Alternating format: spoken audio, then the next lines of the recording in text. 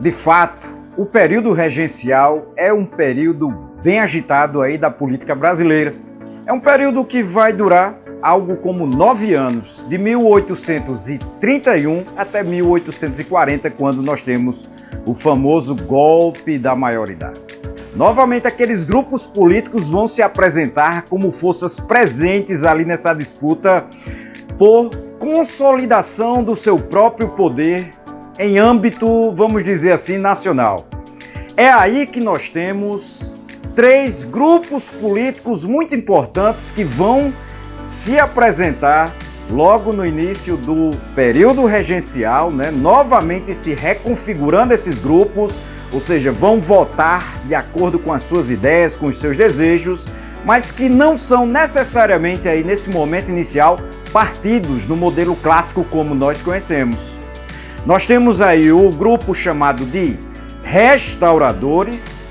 Outro grupo muito importante é o chamado Partido Liberal Moderado e o Partido Liberal Exaltado. É importante para que vocês compreendam que isso são basicamente grupos de afinidade que têm os seus desejos políticos, ali, por exemplo, as suas vontades, aquilo que eles queriam ou pensavam com relação ao Brasil. Então, primeiramente nós temos aí o grupo dos restauradores. E quem eram esses restauradores? Simples, pessoal. Eram aqueles que desejavam o retorno de Dom Pedro I para o Brasil para justamente governar o Brasil.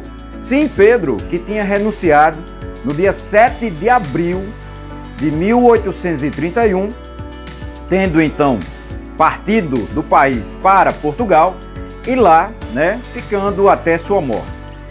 Nesse caso, esses grupos, liderados principalmente aí pelo famosíssimo José Bonifácio, José Bonifácio de novo, eles desejavam intensamente que o Brasil voltasse a ser governado por Dom Pedro I.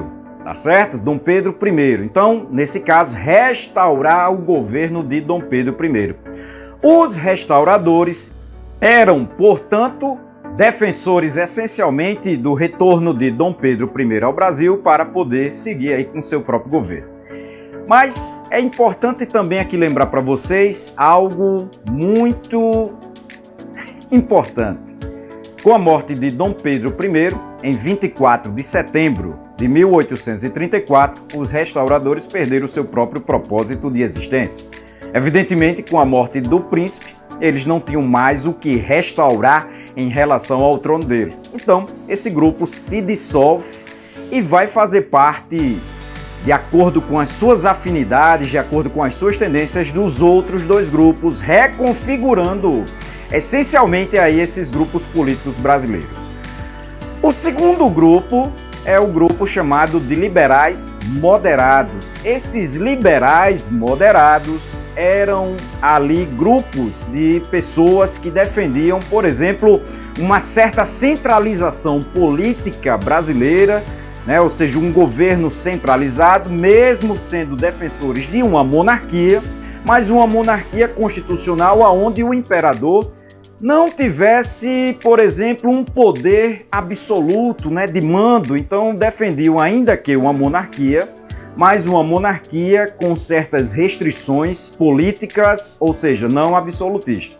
O seu principal líder nada mais é do que o Diogo Antônio Feijó, mais conhecido apenas como o Padre Feijó, que vai ser muito importante aí ao longo desse período regencial brasileiro.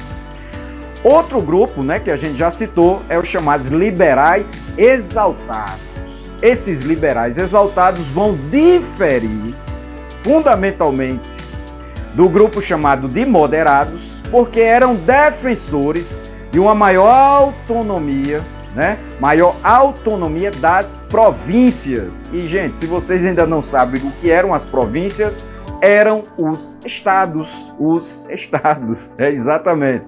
Na época, no período monárquico, os estados eram chamados de províncias, é a mesma coisa,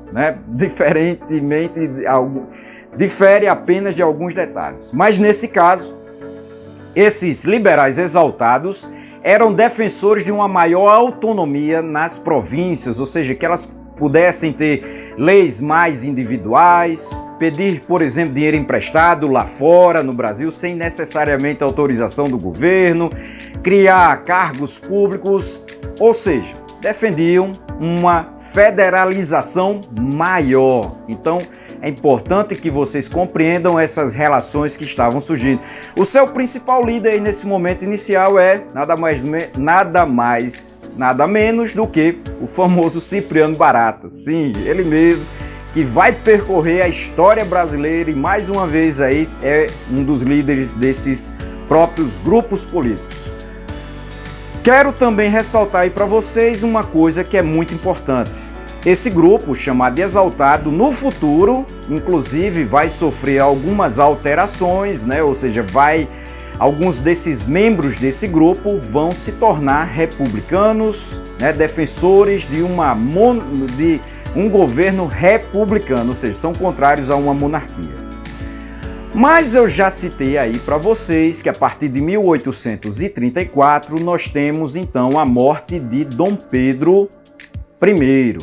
Nesse caso, como ele faleceu, os restauradores perderam seu propósito de existência e vão fazer parte aí desses dois grupos. Então, aqueles que, no caso, eram restauradores, que vão se mesclar com os chamados moderados, um grupo de moderados, vai começar a fazer parte do partido, ou seja, vai começar a ser criado aí o grupo ou o partido chamado Conservador, isso mesmo, e que vai percorrer a história do segundo reinado, né, do Império no Brasil como Partido Conservador. E o outro grupo desses daí, que vai fazer parte também, assim, os mais, vamos dizer, liberais, né, que vão se juntar com os moderados, já começa a fazer parte daquilo que ficou conhecido como Partido Liberal.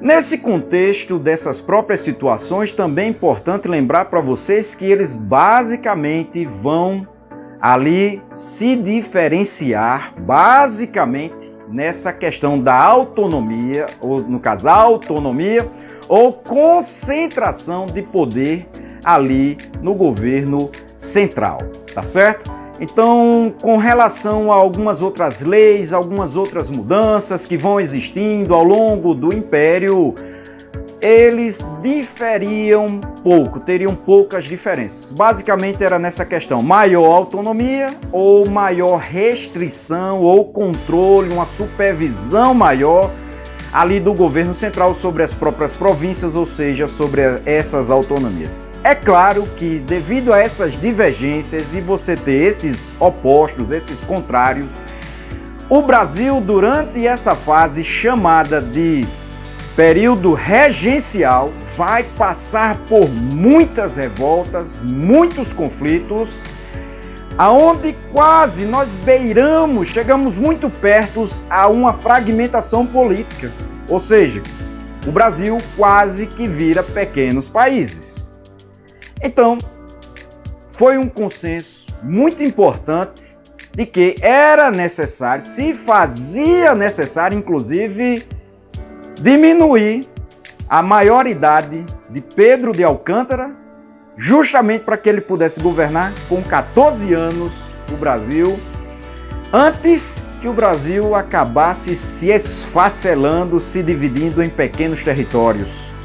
E isso vai acontecer, então, ao contrário ou de um modo diferente, que ele deveria governar somente em 1844, com essa mudança na Constituição, com essa mudança na lei, Pedro de Alcântara vai poder ser coroado aí com menos de 15 anos. Alguns livros trazem 15 anos porque eles arredondam, né? Traz esse pequeno detalhe, mas o importante é que com a mudança, naquele período que ficou conhecido como golpe da maioridade, que vai ser outra lição aí para vocês, outro momento que a gente vai falar, com essa mudança, o Pedro II vai poder governar o Brasil com 14 anos. Olha aí que massa! E muitos de vocês não podem nem tirar a habilitação, nem votar, não podem nem votar com 14 anos e ele já poderia governar e vai governar o Brasil com 14 anos.